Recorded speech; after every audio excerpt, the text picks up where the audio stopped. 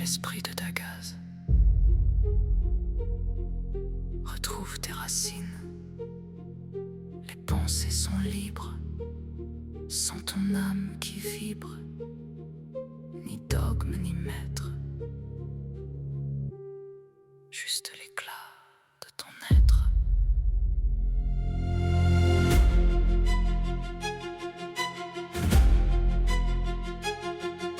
Partir en Angleterre pour trouver des preuves, suivre les synchronicités au milieu des fleuves.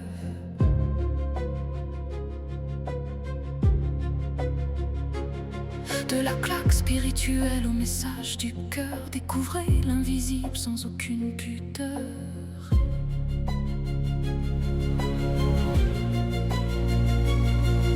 Il part faire les courses sans aucune liste et finit en pleurs sur la piste du spirit.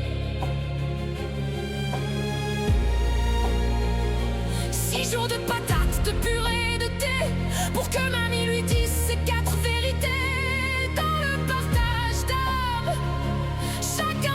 Sa flamme. L'esprit de Dagaz. Le podcast. Bienvenue pour un nouvel épisode de l'Esprit Dagaz. On se retrouve encore une fois avec Ludo autour de la table de l'espace Midgard à Romain-Mathieu. Bonjour Ludo, comment vas-tu ? Bien le bonjour Rainy, je vais très bien et toi, comment ça va ? Nickel, on est dans le round numéro 3 des podcasts. Vous aurez compris qu'on enregistre tout le même jour. On verra si on est fatigué ou bien si on va, on va encore sortir un truc d'intéressant dans ce 3e épisode. Donc, pour le moment, on l'appelle la claque spirituelle. C'est un peu un titre de podcast. Bon, on verra si ça sortit sous ce nom-là ou si ça va changer au fur et à mesure de ce qu'on va discuter. Mais avant de vous dire de quoi il s'agit, l'introduction. Donc, début novembre 2025, notre amie commune Amandine, que vous connaissez les épisodes 25 et 27, elle m'a parlé d'une école en Angleterre. Bon, j'ai dit, super. Moi, je n'y pensais rien du tout. Hein. Après, elle m'a dit qu'elle avait envoyé son dossier puis qu'elle mourait d'envie d'y aller. Bon, moi, comme d'habitude, devant son enthousiasme, je me suis dit, je connais pas, mais ça doit être sympa, hein, puis méga intéressant. Et puis, le vendredi 14 novembre, j'écoute un podcast de complotisme. Enfin, complotisme, c'est un podcast allemand fait par des rappeurs de Berlin qui ont été mis un peu de côté sur la scène du podcast allemand parce qu'ils n'étaient pas trop d'accord avec ce qui s'est passé pendant le C19. Donc, ils ont invité toutes les personnes un peu sulfureuses du monde médical, psychologique et compagnie. Et forcément, c'est parti aussi un peu sur le spirituel. Et là, il y avait une doctoresse autrichienne qui était là.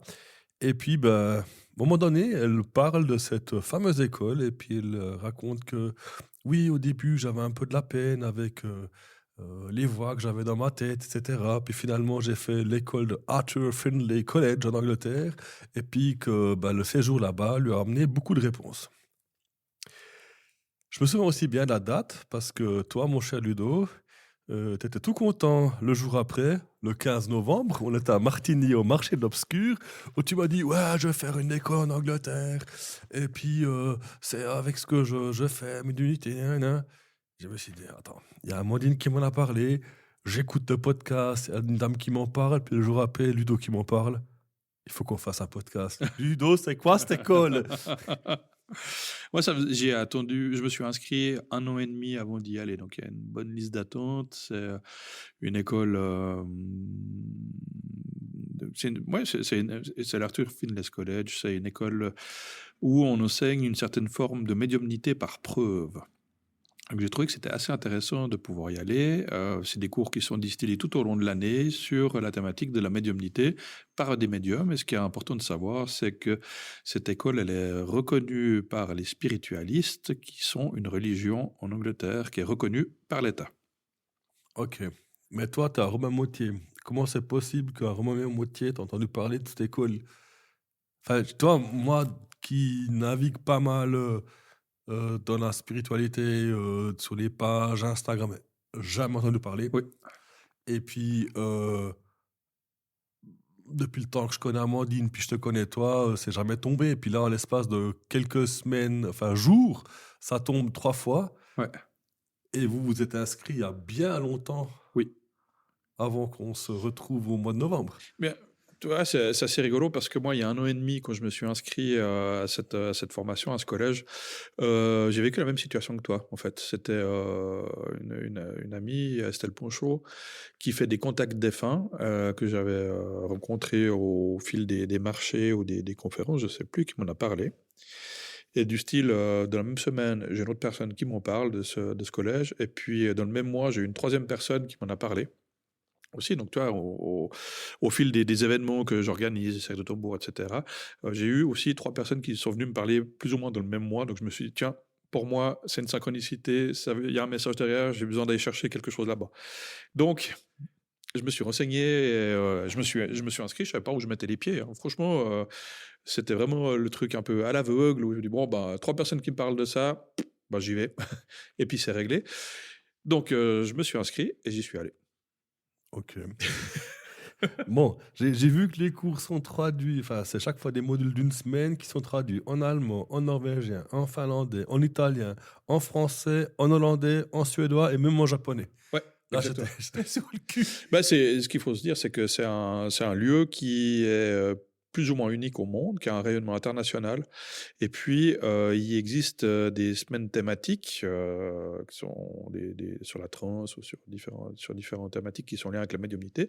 Et puis après, il y a des thématiques par langue. Donc, il y a l'Italian Week, la Swiss Week, la French Week, Japan Week, etc., qui sont toujours distillés par des médiums, mais qui sont faits en traduction directe, donc avec des traducteurs et des traductrices dans la langue des participants. Donc moi, mes Avec cours... des écouteurs?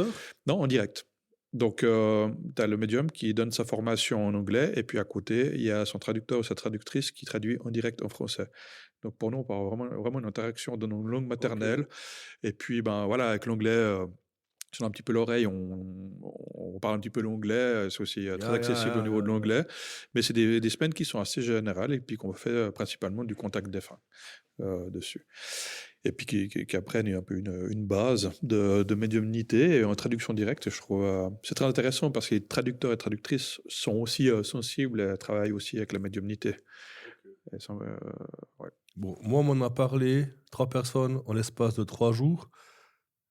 Mais Donc tu vas t'inscrire. Non, je veux pas m'inscrire. Mais à qui s'adressent ces cours?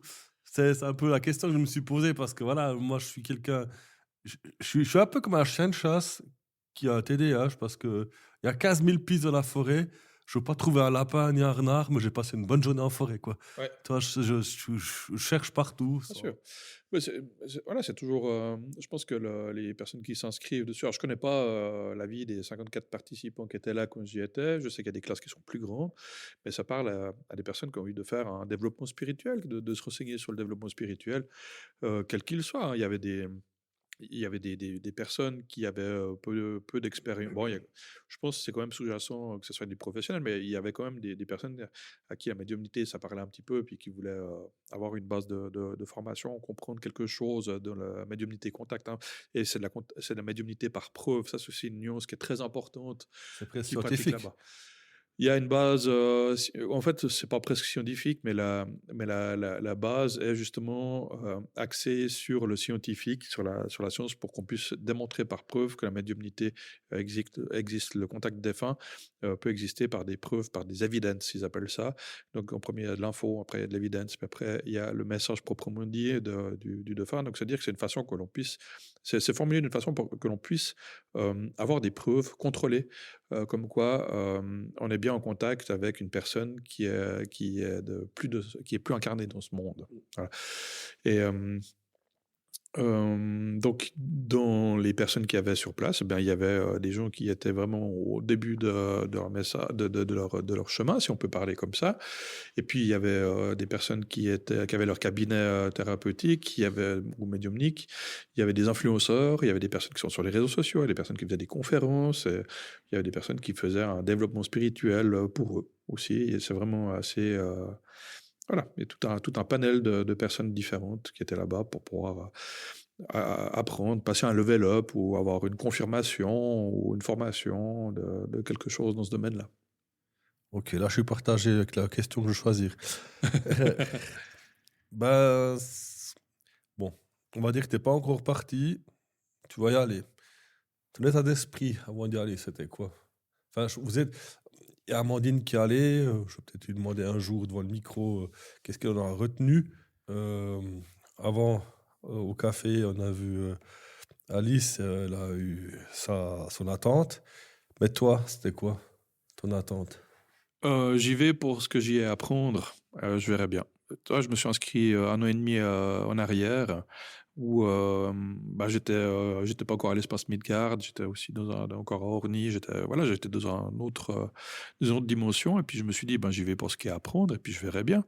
Il y aura de toute façon moi, je suis quelqu'un de curieux donc j'aime aller prendre les informations et voilà, je me suis dit je verrai bien en fait. Je verrai bien ce qui se passe, ce que j'ai à apprendre et puis il y aura de toute façon je vais en ressortir grandi d'une information. T'es un peu parti faire les magasins sans une liste de courses, t'es rentré comblé. Ouais, alors j'aime bien cette image, je suis parti sur une liste de commission, c'est un peu ça. En toute franchise, le début était assez compliqué. Dans les 3 premiers jours, je me demandais bien ce que j'étais venu faire, comme passablement de monde aussi. J'ai eu l'impression, j'ai eu ce ressenti, passablement de monde se demandait ce qu'on était venu faire. Et puis, au bout du 4e jour, il y a vraiment eu un switch. Et là, j'ai compris. Et là, je me suis pris ma claque spirituelle. Et quand je suis vraiment rentré avec des outils, avec de la compréhension, alimenté alimenté par d'émotions, des choses que j'ai appris là-bas sur place. Et puis, j'ai vraiment l'impression d'avoir vécu une semaine qui était hors norme. Par les enseignements, par les enseignants et par les participants. Ouais. Mhm. Qu'est-ce qui a changé pour toi? Tu vois, vu que je me suis construit en autodidacte, parfois j'avais besoin d'avoir des preuves que ce que j'avais appris était juste. Et même si j'avais la croyance à 90, 95%, 98% de l'existence du monde invisible, il restait toujours quelques pourcents qui me disaient « si ?» et tout ça, machin. Est-ce que je me suis vraiment raconté une histoire et si je m'étais pas raconté une histoire? Ou si je m'étais raconté une histoire et que tout ce que je fais, en fait, c'était de l'imagination et du vent et tout ça. Syndrome de l'imposteur. Syndrome de l'imposteur, comme on est beaucoup à avoir ou à avoir vécu, mais dans tous les domaines. Et puis, voilà, je me suis dit, je sais que là-bas, il y aura de toute façon quelque chose qui va se passer. Tu peux pas vivre une semaine dans un collège qui est dédié à la médiumnité, entouré de 60 autres médiums, puis qu'il n'y a rien qui se passe. C'est impossible. Est-ce qu'il y a eu assez de présence pour 60 personnes? Ouais, alors il faut bien t'imaginer que la vision de la spiritualité en Suisse et en Angleterre est un petit peu différente par rapport aux défunts. Donc, les défunts à l'Arthur Fitness College, ils sont bien présents, ils ont tous des messages à dire. Donc, puis c'est le monde spirituel, donc c'est vraiment quelque chose qui est extrêmement vaste. Et vu que j'ai dit au podcast précédent, on vit avec nos défunts. Donc, chaque personne qui vient avec ses propres défunts. Alors, je peux encore rajouter une autre couche. Hier soir, avant de venir, j'ai fait mes devoirs. Hein, j'ai quand même été allé beuiller, comment on dit en bon jurassien, sur cette page internet. Là. Et puis, je me dis, quelle aventure, t'arrives à l'aéroport. Je dis, ok, c'est en face de l'aéroport de Stansted. Je crois que tu ne peux pas faire mieux. Si tu prends l'aéroport, puis tu traces une bisextrie, tu arrives directement dans l'école. Ouais. C'est carrément en face. Donc, ça veut aussi dire que toutes les personnes qui transitent par l'aéroport, puis qui voyagent avec leurs défunts, leurs entités, etc., il y a un brassage monstrueux, quoi. C'est un peu le carrefour des esprits. Ouais, mais ça, c'est une vision suisse romande que l'on a par rapport à ce voyage des esprits. Et eux, là-bas, c'est un petit peu différent. Hein? Un peu de... Non, ils ont une vision un petit peu différente du contact des défunts que ce que nous, on a ici. Ok. Donc, du coup, il n'y a pas ce mélange. Donc, ils ne sont pas très fun, c'est les Anglais, quoi. C'est pas une histoire de fun ou pas fun, c'est qu'ils font de la médiumnité par contact, par preuve. Comment est-ce que tu peux prouver que le contact que tu as avec ce défunt-là appartient à quelqu'un de ta famille si tu crois au mouvement des gens dans les aéroports, les trains, etc. C'est-à-dire qu'une des bases, c'est que pour pouvoir prouver l'existence de l'intelligence du monde spirituel, c'est de pouvoir c'est de pouvoir le prouver. Donc, dans les contacts défunts, une des formulations qui est faite, c'est que ça soit quelqu'un qui soit parent, grand-parent ou ami, par exemple, ou dans le cercle proche de la personne. Il n'y a pas d'appel qui est fait. Je vais appeler mon ancêtre celte et tout ça, machin. On n'est pas là-dedans du tout. On n'est pas, je vais appeler mon chanteur préféré décédé, tout ça. Il n'y a pas d'appel. C'est que, étant donné qu'on vit avec nos défunts et que le médium demande au monde invisible d'avoir l'intelligence, d'avoir quelqu'un que l'on peut identifier, bah, ça se limite à un groupe de personnes que ce qu'on appelle le récipient, la personne, le client, puisse identifier. Donc, tout ce monde de mouvements, de l'invisible, d'âmes bloquées et tout ça, machin, il n'y a pas. Bon, maintenant, j'entends ce que vous dites, monsieur Iso. Merci. Mais je m'amuse un peu avec mon arbre généalogique. Ouais. Et puis, j'ai réussi à aller 9 générations en arrière en passant par le côté de ma grand-mère. Mais quand je vois l'écartement de cet arbre généalogique en compagnie, si on part du principe qu'ils sont tous derrière moi, ça en fait du peuple, comme dirait notre ami Jonas. Du peuple. Du peuple. Et forcément, il y a du brassage. Je veux dire, justement, c'est peut-être pour que ça que derrière toi, il y a même personne qui est derrière moi. Ouais, et bien plus encore.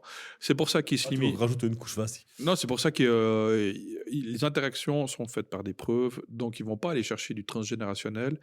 Et si je te fais un contact défunt, je vais demander à ce que ça soit quelqu'un que tu puisses identifier, toi, que tu as connu dans ta vie, dans cette incarnation-là. Ok, oui, je comprends. Donc, se dire que ta grand-maman ou comme ça peut venir se présenter. Je vais pas l'appeler, parce que peut-être c'est quelqu'un du monde spirituel autre que ta grand-maman. Donc, c'est-à-dire mais que c'est pas cellulaire, que mais tu as connu. qui a passé par mes yeux, en quelque sorte. Voilà, c'est quelqu'un que tu puisses identifier. Okay, ouais. Donc, du coup, c'est pour ça qu'il y a une façon de procéder qui est faite par de l'information, par des preuves, pour que tu puisses identifier, et ensuite la transmission du message.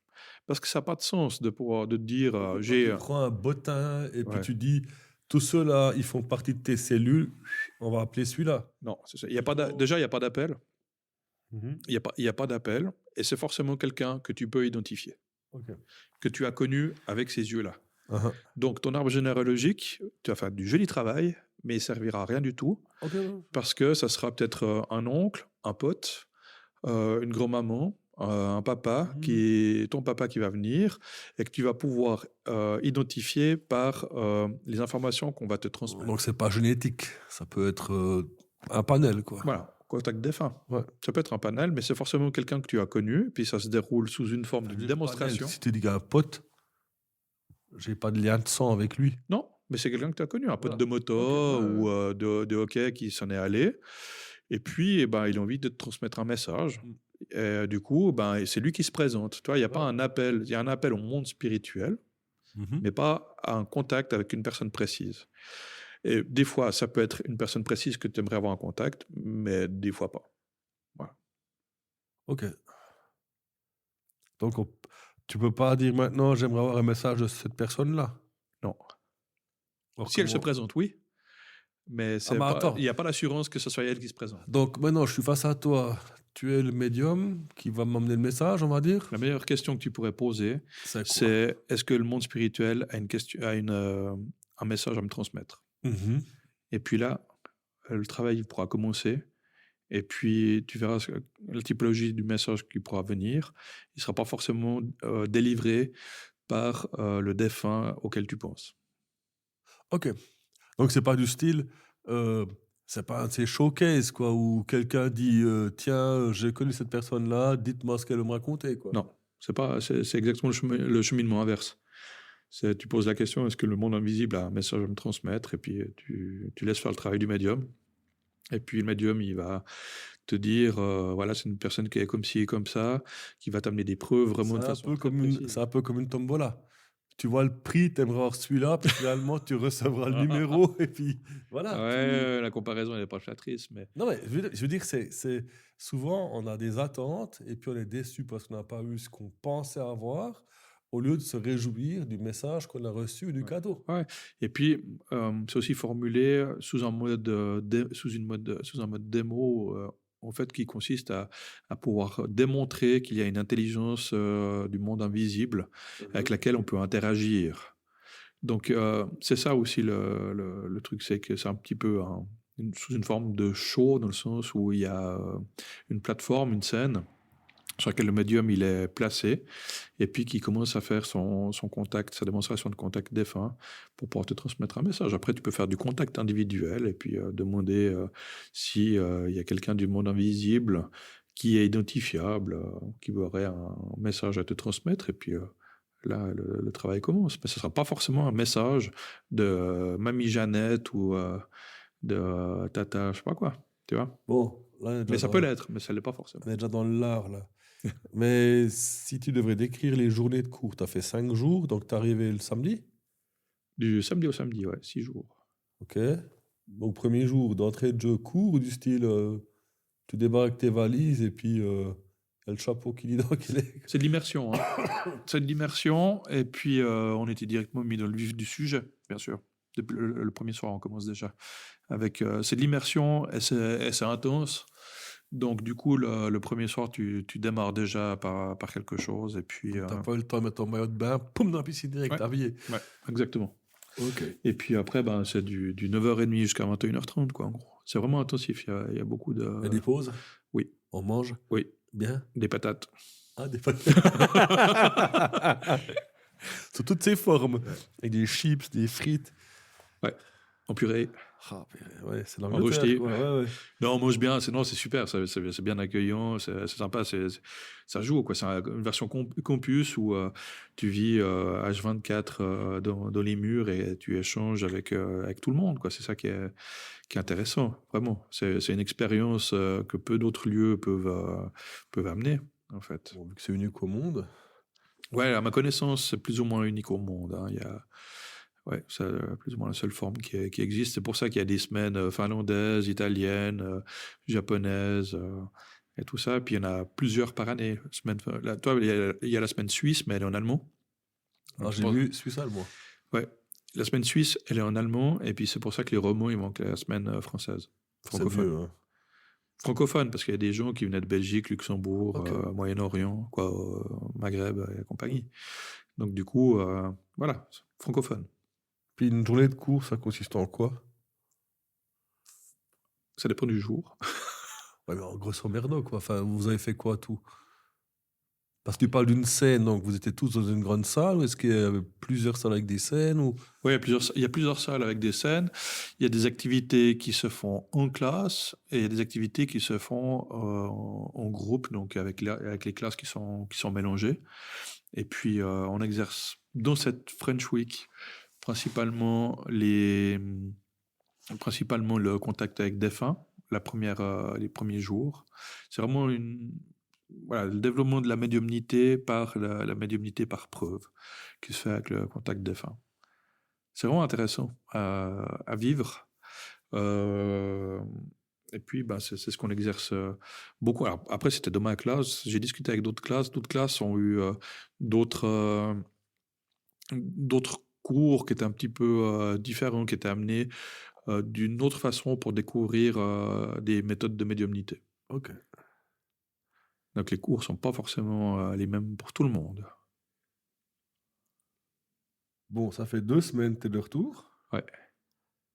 Tu as eu le temps de faire déjà le tour, ou tu es toujours en phase de repenser, ressasser, ou est-ce que tout est clair pour toi, ou est-ce que tu te sens comment? Est-ce que tu es le même? Non, le même non. C'est vrai que c'est une... Comme je t'ai dit avant, ça ne m'a pas bouleversé, mais le fait d'avoir eu des confirmations, ça m'a un petit peu chamboulé. Et du coup, ça m'a Ouais, ça m'a amené une confirmation. Tu sais, l'image que j'ai quand je décris ça, c'est que c'est comme si ces dernières années, j'avais construit un puzzle sur une table sans avoir de modèle, de chablon. J'ai fait le cadre, j'ai pris mes pièces un peu à gauche, à droite, mes formations, mon expérience, les discours, les conférences, les rencontres avec les gens. J'ai imbriqué les pièces du puzzle spirituel les unes dans les autres. J'arrive à un puzzle de 1000 pièces, machin. Je dis, ah, tiens, ça tient pas mal la route. J'arrive à reconnaître les images, les choses, ça se passe bien. Et puis, peut-être il y a encore, je sais pas, ça c'est un peu égotique, mais il y a peut-être encore une ou deux pièces à mettre et tout ça, mais je vois pas très bien où elles vont. Ça peut être 10 ou 20 pièces, mais je vois pas tellement bien dans quel sens ça vient. Et puis cette école, elle arrive, puis en fait, elle me montre le couvercle de la boîte où il y a le dessin dessus. Et tu vois, je me dis, ah, waouh, en fait, j'étais pas complètement à côté de la plaque, ça joue même plutôt bien. Et puis, cette école, bah, elle me dit, bah, tiens, tu prends cette pièce-là, puis elle va là, pouf, ici, tu prends celle-là là, tac, elle va ici. Et du coup, tu vois, ça m'a amené cette confirmation. Et j'étais, waouh, ça c'est d'une puissance que j'avais rarement vécu. C'est de la même puissance que lorsque j'ai découvert le monde invisible, où j'étais couché dans ma forêt entre les cailloux, puis d'un coup j'ai eu cette vision qui est apparue. C'est un truc comme ça, c'est un bouleversement dans le sens, mais c'est quelque chose de très positif. Et en plus, c'était très intense parce que j'ai eu des contacts défunts avec des gens de ma famille. Les 4 premiers jours, j'ai pleuré à chaque fois, 4 jours où j'ai pleuré, à chaque fois avec un contact, avec un message qui arrive et d'une précision, comme une flèche en plein cœur et tout ça. Donc toi, il y avait aussi un état émotionnel personnel qui était à l'intérieur de ça. J'étais parti pour faire un level up et j'y ai trouvé une forme de paix, de réconciliation avec ma famille invisible et avec ma famille physique visible et avec ma médiumnité. Donc toi, je vais pour une démarche professionnelle et puis j'y retrouve des soins personnels, quoi, vraiment une compréhension et tout ça. Et puis après, je suis reparti encore avec des outils supplémentaires, notamment la médiumnité physique, que je connaissais pas et que j'ai eu des preuves. Et que ça, c'est vraiment un début d'apprentissage et quelque chose que j'aimerais bien développer maintenant dans ma pratique, même si c'est un peu de l'ordre du show. Je trouve que c'est intéressant parce que ça permet de pouvoir exposer, de pouvoir faire comprendre qu'il y a une intelligence du monde spirituel et qu'on peut agir, que ça peut se matérialiser dans notre monde ici de matière. Donc voilà, beaucoup de choses en fait. Ouais, je vois. Ce qui me fait un peu tilter dans ce que tu racontes, c'est que tu dis qu'au bout de 3 jours, tu te demandais ce que tu faisais là, mais tu dis que tu as quand même pleuré tous les jours. Ouais. Donc d'un côté, c'est plutôt que tu n'arrivais peut-être pas à trouver le fil conducteur, là, le fil rouge, ou bien c'est quand tu as des moments d'émotion, Ouais. mais tu n'arrivais pas à savoir où c'est qu'ils voulaient en venir. Non, il faut différencier le privé et le professionnel. C'est que j'y vais dans un but professionnel, et ce que j'y trouve, c'est des réponses dans le privé. Et bon, après, c'est le même principe que dans les retraites, ou bien quand tu pars en vacances 3 semaines. La première semaine, tu déstresses de toute ta période de travail. La deuxième semaine, tu commences à profiter, et puis tu es à la fin de ta troisième semaine, puis tu recommences à stresser de ta reprise du travail, avec les emails qu'il y aura à faire et tout ça. Bah, c'est un peu ce que j'ai vécu les 3 premiers jours. C'est que les 3 premiers jours, j'avais un peu une perte du repère. Je me disais où je suis et où. Est-ce que j'ai vraiment eu raison de me mettre dans cette école-là? Ça fonctionne un petit peu différemment de ce que j'avais imaginé. Et puis du coup, j'ai une perte un peu des repères, voilà, ces 3 premiers jours. Et en même temps, au travers des démonstrations, des contacts défunts que j'ai vraiment eu des messages personnels de ma famille défunte qui sont venus me parler, qui ont été transmis par des médiums anglais qui avaient aucune connaissance de qui je suis, de ce que je fais, et encore moins des défunts qui m'entourent. Et ils m'ont fait des descriptions, ils m'ont délivré des messages qui m'ont touché, mais comme une flèche au plein cœur. Et une des particularités, c'est qu'une personne de mon entourage est venue 4 fois sur les 4 premiers jours me délivrer un message, mais d'une précision que tu peux pas imaginer comme c'est possible. Donc forcément, ça m'a touché parce que c'était un message que j'attendais depuis 9 ans. Et du coup, ça m'a vraiment bouleversé et tout ça, quoi. Imagine, je sais pas, un grand-père, une grand-mère ou un parrain, une marraine, un cousin, une personne à laquelle tu étais particulièrement attaché, qui est parti dans l'autre monde, et puis qui revient, et puis qui a vu tout ce que tu as fait de ton développement spirituel, de ton entreprise et tout ça, machin, et puis qui commence à t'envoyer des messages d'une précision par la description de la personne physique, par le médium, et elle a décrit extrêmement précisément les aspects physiques, les traits physiques, les comportements, l'émotion, l'habillement, des détails qu'il n'y avait personne qui était au courant, et puis qui te dit, cette personne-là, est-ce que tu la reconnais? Elle est comme ci, comme ça, machin, avec des informations et avec, tu sais, par exemple, un surnom que cette personne te donnait.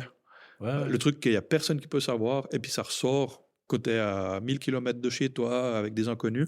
Elle te dit précisément ce surnom-là.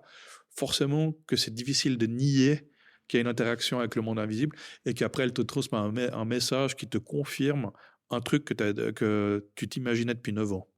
Donc tu vois, c'est fort. Donc du coup, il y a le level up professionnel, mais il y a aussi l'aspect personnel qui est très... voilà, c'est fort, quoi. Et puis on travaille que sur les défunts qui nous entourent. Tu es obligé d'avoir les deux. Oui, bien sûr. Ouais. Parce que moi, je me serais dit, si tu avais un level up professionnel, puis après le privé, je sais pas comment tu l'aurais pris. Ouais. Alors, c'était clairement lié, mais moi, j'étais pas prêt à ça. Je m'y étais pas préparé. À aucun moment, je me suis dit, je vais recevoir des messages personnels de mes défunts. Pas du tout. Moi, c'était le premier truc que je t'aurais dit, quoi. Ouais, moi, pas du tout. Moi, j'y vais tête baissée. T'es reparti comme un bleu, quoi. Ouais. Puis en plus, tu vois, il y a 1 an et demi, je me suis inscrit là-bas sur un coup de tête. Entre-temps, crowdfunding, Espace Midgard, festival, machin, et tout ça, les marchés, et tout ce que j'ai fait en 1 an et demi, et tout. Puis j'arrive au mois de septembre-octobre. Ah oui, c'est vrai, au mois de décembre, je dois partir en Angleterre. Ah merde, t'as oublié. non, j'étais très content, mais j'avais un peu oublié. Puis j'étais là, mais en même temps, qu'est-ce que je vais chercher, et tout ça, machin. Puis je verrai bien. Je verrai bien de ce que je vais chercher. Et puis ce que j'ai trouvé, il y a du level up professionnel où je repars avec des outils que j'ai développés. J'ai encore eu en plus des preuves matérielles de l'intelligence du monde spirituel, et en plus j'ai eu la chance de recevoir plusieurs messages du monde invisible qui m'entoure, de mes défunts et tout ça, qui m'ont transmis des messages qui sont extrêmement précis et de clarté que je pensais pas qu'était possible. Donc voilà, comment ne pas être bouleversé par rapport à ça? Ouais, ça me... Enfin, tu le vois, ça me comment dire, ça me touche aussi énormément, parce que quand tu as dit avant que on donnait un petit surnom, j'ai eu dans ma tête mon surnom qui est revenu de ma grand-maman, tessinoise. Ouais. Fou, hein. Tac, ça fait... Bien sûr. J'avais quel âge? J'avais 11 ans, 12 ans quand elle est morte. Ça fait 40 ans presque. Et puis maintenant, tu as le nom qui revient, puis ça vient juste d'arriver. Hein. Voilà, contact défunt. Oui, bon, enfin, je n'irai pas jusque-là. Hein. Je Non, mais pense qu'il y a une connexion dans le cerveau. Mais c'est vraiment, tu vois, ça va dans ce niveau de détail-là. C'est que ça fait 40 ans, parce que je ne pense pas qu'elle t'appelait Raini. Non, c'est devenu bien après. Ouais, mais toi, quand tu as un petit nom qui revient 40 ans après, quand tu es loin de chez toi, par quelqu'un que tu connais pas et tout ça, comment tu veux ne pas être bouleversé? Ah, mais ça, c'est... Et pas te dire, ah, bon, ok. Donc voilà, c'est ce genre, c'est ce niveau de détail-là, c'est ce genre de choses-là qui se passe là-bas. Tu dis, waouh, c'est d'une puissance, mais un truc, c'est phénoménal. Donc toi, bouleversement des émotions, un peu des croyances aussi. Où je me dis, ok, je suis au courant du voile entre les mondes, des défunts et tout ça. Mais tu vois, je m'imaginais pas que quand je parle des ancêtres, il faut se reconnecter aux ancêtres, que les ancêtres, c'était les gens que j'avais déjà connus moi dans ma vie. Tu vois? C'est que les ancêtres sont bien plus proches que ce que j'imaginais. C'est pas nos ancêtres, les Celtes, les Vikings et tout ça. Nos ancêtres, c'est papa, maman, tata, grand-papa et grand-maman. Et donc, déjà là, à ce niveau-là, c'était déjà une claque. De me dire, ah, mais oui, bien sûr, connecter à nos ancêtres. Et puis, ils sont juste là, ils voient précisément ce que je suis en train de faire, ce que j'ai fait. Ils m'ont sorti un message de quelque chose que j'ai mis en place la semaine d'avant. Que personne n'est au courant, même dans l'entourage proche, très peu de monde sont au courant de ce projet professionnel que je mets en place. Et c'est ressorti de la bouche de la médium en Angleterre. Donc, je suis wow, ok. La preuve. C'est vraiment la médiumnité par preuve. Ouais. Mais comment dire, ça me secoue un peu parce que il y a 2 ans, enfin, j'ai déjà dit plusieurs fois dans le podcast, je voulais fêter Samhain et c'est vraiment ma fête préférée, hein. Ouais. Donc c'est vraiment la Ouais, je fête comprends, hein. où j'ai eu des moments de clairvoyance. Je t'avais raconté, non, c'était à Francesca, j'ai raconté que j'avais revu la ferme de l'oncle de ma grand-maman. Ouais. Donc j'avais vu des images. D'ailleurs, je n'ai pas là avec ma mère. Elle m'a dit, ouais, comment tu sais ça? T'étais pas encore né. Je pouvais expliquer à quoi ressemblait la ferme. Enfin bref, les bâtiments, etc. Et ça, j'ai eu pendant la première fois que j'ai fait des Samhain. Ouais. Et j'ai fêté ça de façon intuitive, hein. Ouais, Pas du tout prémédité. Tant bien que je me sûr. suis retrouvé avec des bougies, une bouteille de rouge, je faisais pas, c'est parti, hein.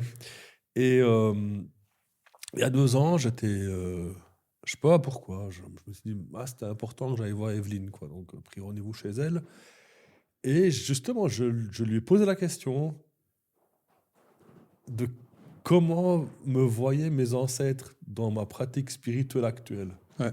Et je me doutais bien que tu prends l'arbre généalogique, tu remontes les 4-5 générations, c'est du chrétien à 200%, hein. Ouais, bien sûr.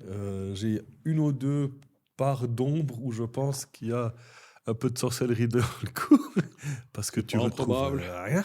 Ouais. Et du coup, comme par hasard, que j'ai fait ma séance chez elle, on en a parlé et tout, elle m'a expliqué que, voilà, que la plupart ne comprenaient pas du tout ce que je faisais. Et en rentrant depuis où elle habite jusqu'où je suis dans le Jura, là, peut-être 20 minutes de voiture, quoi. Je suis tombé malade, hein. Chopé une angine comme pas possible, hein. J'étais au lit pendant 3 semaines, quoi. Je n'arrivais plus à bosser, c'était vraiment le bordel.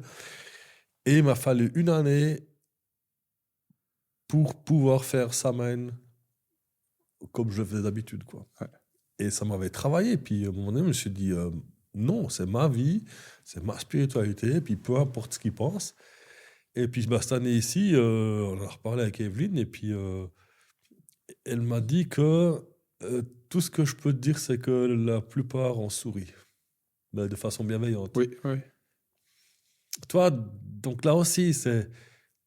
Enfin, je dirais, l'auditeur, il croit pas, mais quand toi-même, tu commences un peu à douter, et finalement tu te dis non, c'est ma liberté, c'est mon intuition, je le sens comme ça, feu, j'ai pas changé parce que, tu vois, je me suis pas laissé influencer, quoi. J'ai ma tête, je suis comme ça, et puis je fonce dans le tas, quoi. Ouais. Et finalement, le message que j'ai d'après, il est bienveillant. Il n'y a pas eu de punition, si tu vois ce que je veux dire. Non, mais voilà, peut-être que quelque chose qu'on oublie de préciser, c'est que la médiumnité, c'est quelque chose d'extrêmement simple, mais ça pique. Ah, mais c'est clair. C'est simple, mais ça pique, ça va appuyer là où on s'y attend pas. Et ça ronge. Ça peut ronger, ça travaille beaucoup, ça dérange beaucoup. Et c'est un peu comme Jonas le décrivait dans le podcast sur le chamanisme. Chaman, c'est une position qu'on a plutôt tendance à fuir. Médium, j'ai envie de dire, c'est un peu la même, quoi. C'est que c'est pas évident de transmettre les messages, c'est pas évident de gérer les émotions, de faire vivre les émotions aux gens. C'est pas évident d'avoir cette position de médium, ça gratte, ça dérange. Et puis au début, quand on découvre notre propre médiumnité avant d'être médium pour les autres, ça fait mal. C'est désagréable, ça déstabilise, ça provoque des crises, mais des crises existentielles. Ça provoque des choses qu'on n'a même pas idée. Donc quand on commence à découvrir qu'on est médium, c'est pas évident. C'est même plutôt désagréable, et c'est ce qui fait aussi que souvent les gens ils commencent à arrêter. Au début, c'est facile au début de s'inventer, de se trouver des super pouvoirs dès qu'on a une intuition, mais dès qu'on commence à plonger dedans, ça fait mal. C'est aller voir son ombre, hein. Ouais, d'une certaine façon, c'est le shadow work, hein. C'est pour ça que, enfin, si tu veux commencer à vraiment plonger, utiliser ta médiumnité, on plonge dans ses ombres.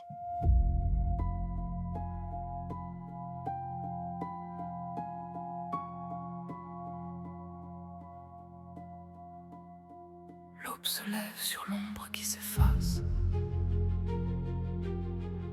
Le cycle reprend prend sa course et sa place. Dans la grande roue où tournent nos saisons, petits ou grands, nous suivons l'horizon.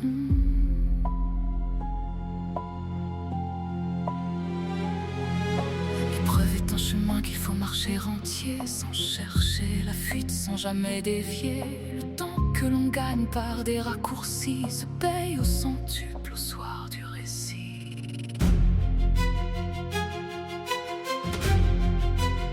C'est l'esprit de Dagaz, le souffle de l'être, une voix qui résonne, ni dogme ni maître. C'est la lumière qui perce, la fin de la nuit, l'éveil de l'âme qui éclaire la vie.